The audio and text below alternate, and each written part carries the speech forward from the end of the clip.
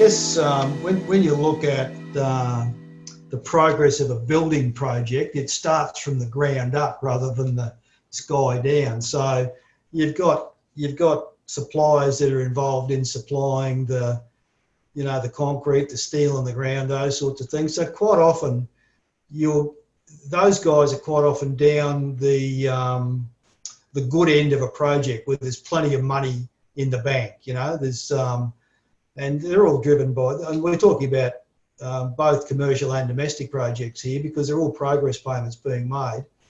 But you get towards so you've got a pretty good chance of getting paid for your steel, your concrete, your bricks, those sorts of things.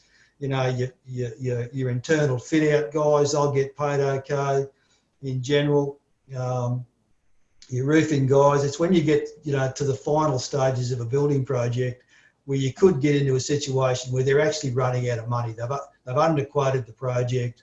There's no money in the can to pay for your finishing stuff. So the further down the food chain you are, probably the higher the risk for what you're supplying. But then, we've all seen the situation where if you're quoting on work and your work is continuing to be greater level of work from one month to the next, you can get away with that for a number of years. And we've seen that happen time and time again.